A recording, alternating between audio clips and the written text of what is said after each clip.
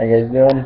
This is Hindsight is 2020, episode 3, and I will be reviewing today LXW Reloaded. As you can hear in the background, it is playing currently on the Spartan Kingdom versus Eric Lightning match. Hopefully I can get through this review fast enough to review the end of this match here. Start off with you guys opening contest, Christian Storm versus Nate Adams. Good job giving the background information on the feud between Adams and Storm. Helps make the match a little bit more interesting. And then I saw you guys added a third guy. I don't know if that's just because, hey, he came out, we didn't have anything else for him, let's just throw him in this match. That's usually a bad idea when you have a set feud between two people and you're just going to throw a random person in there. You're good. Your opening spot was awesome. Nice stiff punches between the XIZ and Storm. Big spots opening match can sometimes kill the match moving forward, especially in a hardcore / extreme style match. Just because you have to constantly top yourself, and that's hard to do. They kind of did it here, kind of didn't. There were no sold chair shots, which I just don't understand. A guy as big as XIZ hitting chair shots on a guy as small as Christian Storm. Christian Storm should have gone down for every single one, not been able to stand there. And then my biggest problem with it was he no-sold chair shots and then got hit with a trash can lid and sold it like he had just been killed. I don't get it. The cookie sheet shot, he should have swung it, and Storm looked like, I think it was Storm, looked like he barely touched Adams, and Adams sold that shit like crazy. I mean, he flipped and turned, and it was crazy. Good recovery by XIZ when he tripped on the ladder, but pointing out that you fucked up isn't advised. Just finish the move and then keep going. Don't point out that you fucked up. Because to be honest, I wouldn't have known that you had fucked up if you hadn't pointed it out. You tripped on the ladder, you rolled through, and honestly, if you just would have gone straight into the forearm. Oh well. Super dangerous pile driver spot by XIZ. If you're going to do a pile driver, hold onto it until you land. So basically, you sat down on the chair, Storm was still hanging off the edge of the chair, and you just dropped him, and he could have been done for. Again, I think it's Storm, the second time I've seen Storm take a really dangerous spot that just wasn't worth it. It didn't really add anything super big into the match. Good job on Storm by recovering the trash can spots with a big hard shot. Nice shot by Adams on Storm with the kendo stick. Reverse TDT off the ladder was the safest spot of this whole match. You both landed flat. It looked good. It looked impactful, but it also looked like it was safe, which I can't say about some of your moves.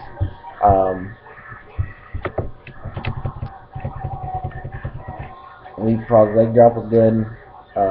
Thank you, XIZ, by the way, before that happened, for not climbing the ladder when Storm was up on it, and just pushing the ladder. It makes no sense for you to climb it. Oh, it makes no sense. The Uranagi spot on the table of chairs is super dangerous, especially if you've never done it. I don't know if it's on purpose about this match that I saw, but Storm constantly going after Adams kind of shows that he wanted to pin the champion, not the new guy. He was going specifically after Adams, showed that they actually had some heat. Thank you, fan, for pointing out that it's just an opener as we have the 14-minute mark. I'd say the match at that point, when he said it needed to be over within the next minute or so, and it was. Awesome closing spots in the match. Finished it around the 15-minute mark, and a very good match for what it was. I'm going to give it 3 out of 5 stars overall just for the match. Lawrence versus Diablo versus Rocco. Just so you guys know, I did skip over a couple matches. So, well, anyway, here it is. Lawrence versus Diablo versus Rocco. Still absolutely hate the triple lockup. And it will be my biggest complaint for as long as you guys do them. I dislike them so much. Just okay, anyway, having Lawrence dominate is pretty good for you since he's probably the most dominant superstar in this match. And then you have the Lawrence combo, which is followed by, the big knee, and he fell, but it actually kind of made it, to me, look more impactful. Like, he hit that thing so hard that he couldn't even keep himself standing, which is cool. Nice armbar counter by Rocco. Rocco was going for a pin, and Diablo sat up on the table until he went for the pin to attack him, which made no sense, because he was just sitting there waiting like a fucking gargoyle. It was a good job following up on my words.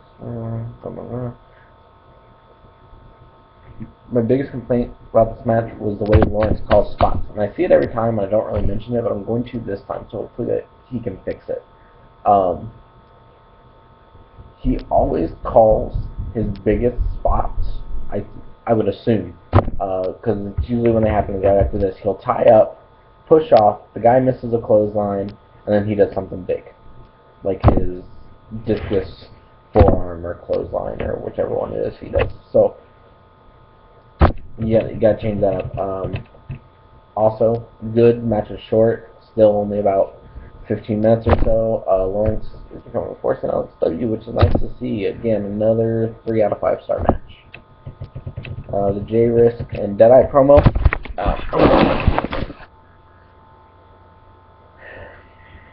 You have a GM who is going to, quote unquote, lead your company. He's fighting to become that guy, but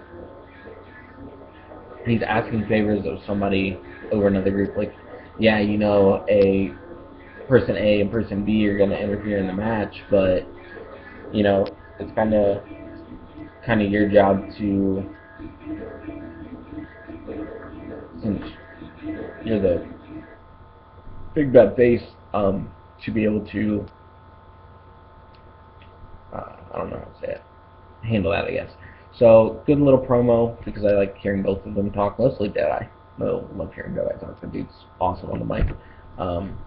But yeah, good little promo, just it makes sense to show favoritism as you're trying to be the future GM. Deadeye, Dylan McQuinn, I think that's right, versus Chris Blaze. This is the match that I've been waiting for, because it was built up nicely during the month about that you built it up. You built it up nice. It looks like it's going to be a good match, so I'm super excited for this. I was super excited for this match. The striking to start off with, instead of going straight to a tie-up, was awesome, because you showed that they had animosity between each other. They went after each other, which was awesome. You can't ask for more between two big guys, that they just go after each other. So it was good.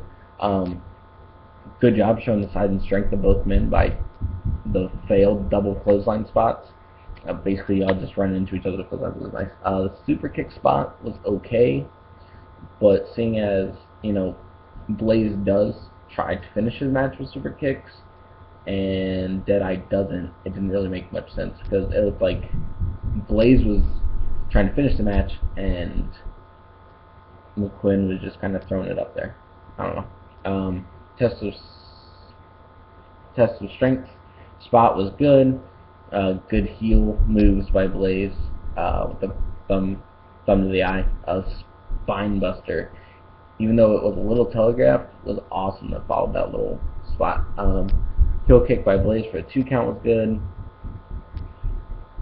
Him playing the heel in the mount position, raking the eyes and stuff was nice, especially since he went back to it. Like, he got the 4 count, and he broke, and then went back to it, and that was good.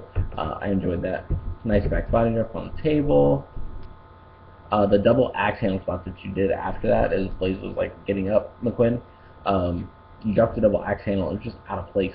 Like you let him recover just so that you could do kind of a high spot move that wasn't necessary. I mean, it looks good, but it just was kind of out of place.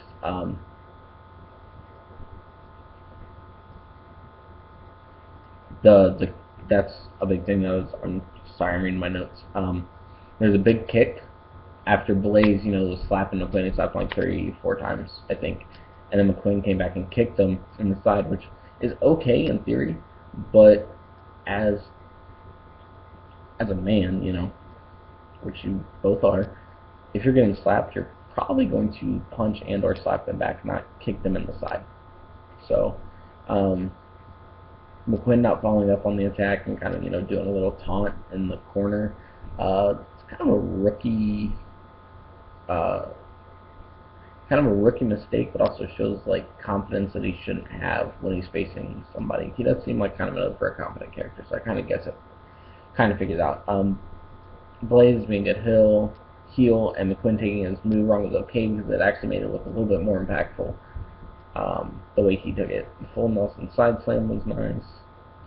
The ref took a super kick, and I saw it coming because it was pretty telegraphed, but, your ref, he sold it like a champ, and it was awesome. The scapegoats attack, McQuinn after that referee knockdown, which I've been waiting for it to happen. I knew it was going to happen, just because I know what's going on, but the face team coming in and attacking the heel wrestlers instead of just trying to clear out the scapegoats. That's kind of a heel move, and you don't want your face team doing that. They probably should have just come in, cleared out the scapegoats, and left it to McQuinn to take care of Blaze. Also, you have Jay Risk and Sick Nico Diamonds who are about to be in the next match. Jay Risk should have gone after Diamonds and just gone after him, not thrown him to somebody else. He should have been trying to inflict more damage just from a storytelling point.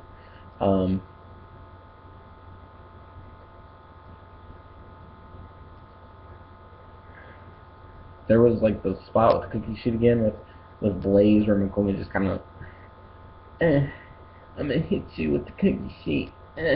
But then he had that big nice shot off with the jumping off the table, bam, and he sold it like a champ. So it was good. My biggest problem with him using cookie sheet was that Blaze didn't try to use it first. Blaze didn't do anything heelish as far as bringing a weapon in. So for McQuinn to bring that in, it kind of shows a desperation that isn't needed this early in their feud. I think this feud can keep going. I think this feud could be a main attraction at your big show. A couple of your free previews down the line. Nice overdrive to finish the match, and that match I gotta give a 4 out of 5 stars. Simple as that.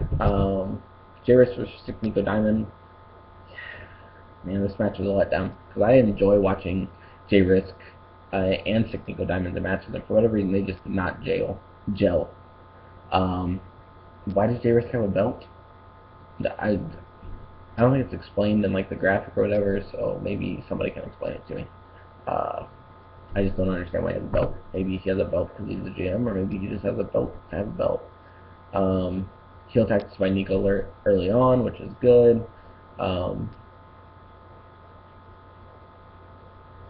Your crowd was dead during this match, and it really killed it. And I think, in my opinion, I would have been dead because you had faced, your good guys acting like bad guys. Your good guy ref that's supposed to be there to ensure that, supposed to be your special enforcer for Jay Risk to make sure nothing bad happens to him, is actually kind of showing a lot of favoritism. It's pretty heel.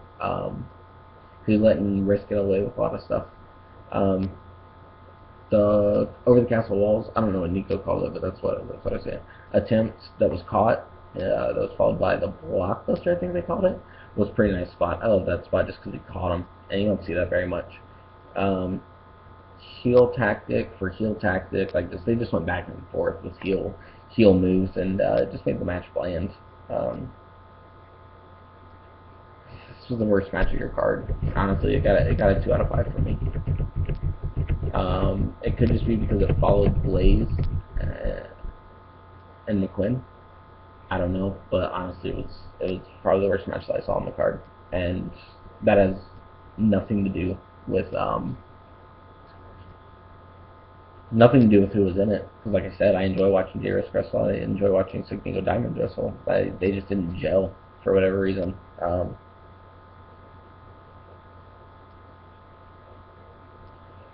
Next, we had Joey Tice and Tesla versus Nate Dallas in a handicap match. I'm okay. Joey Tice coming out and establishing herself as a heel to the new audience, which is good. Tess coming out being a superface, but Nate Dallas gives them a common enemy, which makes it seem logical. Dallas talks to them like they're dogs, which was kind of funny. I was laughing. My biggest complaint about this match is that Tesla is not very crisp. Crisp is the best way that I can say it. But she's confident in what she does, which kind of makes up for it. There's a back elbow spot that Tesla did that was nice. And then her and Joey Tice seemed like they were going to try to do the one-up thing through the match, which was going to make it interesting, but they didn't keep up with it. Joey's interesting to watch. Oh my god. And Dallas selling for two girls. Not that he shouldn't sell for two girls, but just the way he does it is awesome. Also, I watched a lot of backyard wrestling. Joey Tice and Tesla are not the first female backyarders that I have seen.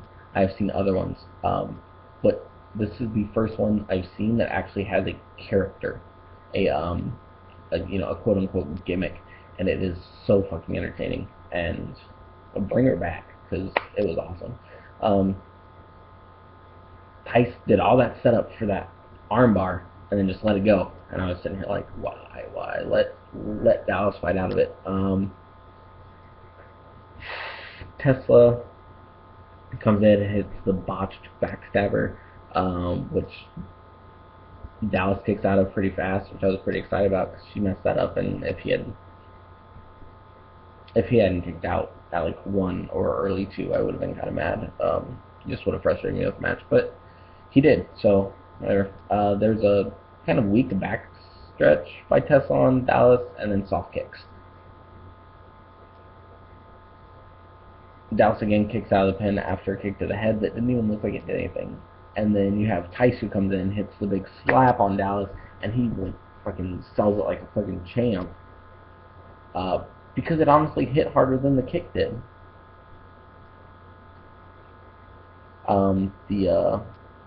The face fuck move that Dallas took, I have not seen a girl do that move, so that's pretty interesting. The Hell's Gate was a good comeback spot for Dallas, since it is one of his bigger moves, and him getting a big reaction from the crowd is pretty nice.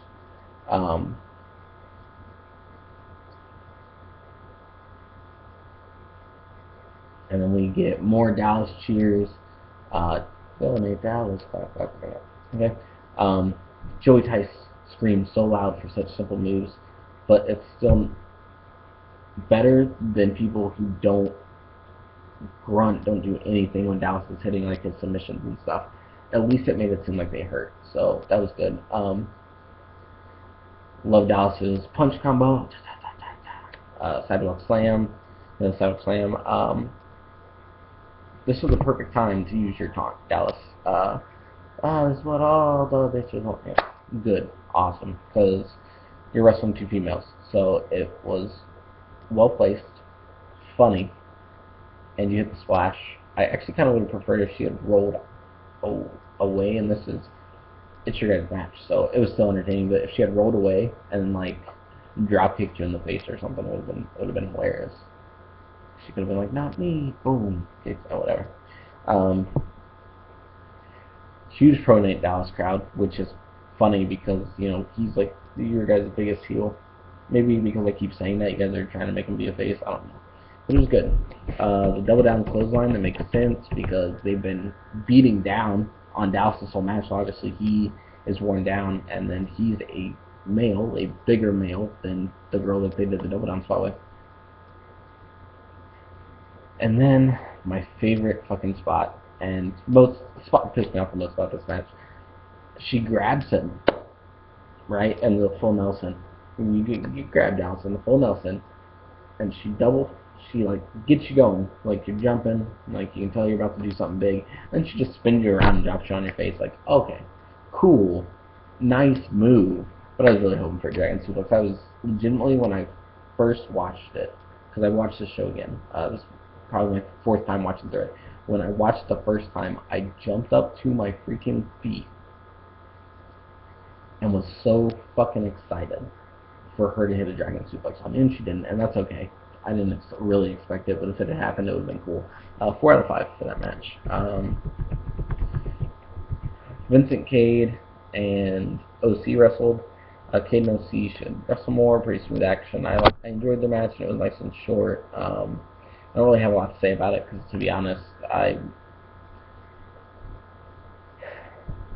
just not sure what to say. They're good at wrestling each other, but also their styles are kind of similar, so there's not really anything super big to critique. Another 4 out of 5. And then I'm going to roll right on to our main event. I'm going to skip over the tag team match. Main event, Eric Lightning, the challenger, versus Spartan Kingdom, the champion. Spartan Kingdom looks strong in this match, which he should as the champion, and Eric Lightning isn't doing well, being a monster as he gets mauled and destroyed by Spartan Kingdom. There's a spot early in the match. The match is over now on my TV, so I'm just going to try to remember some of it. Low blow right in front of the ref. This isn't a DQ match that I can remember. So a low blow right in front of your ref, and he wasn't DQ'd. But he did follow up with a nice Samoan drop by Lightning, probably the best move I've seen him hit. Pile driver that you did, like little sit out pile driver, clutch the shorts and pull him back into the pile driver, was okay for what it was. It wasn't a big spot though. But then Lightning, you hit a freaking gut wrench power bomb that if you do not start using as your finisher, I'll be very disappointed. Because you did that move like a fucking pro, and it was fucking awesome. I know Spartan Kingdom ended up winning this match, which I'm happy about. I won't go back on the fact that I don't think Eric Lightning was ready for the main event spot, but he did show me in this match that he can put together a good match. And excuse me just a second. And you know, I won't say that you proved me wrong, Eric. Because I still don't think you deserve to be in the main event, but I do think that you deserve to be in that upper mid card spot. And if you work on your character a little bit, you could get there, because you did have a decent match with Spartan Kingdom. Not the best match on the card, but up there. So you know, overall, guys, good show. I'd probably put a 3 out of 5 stars on Reloaded 5.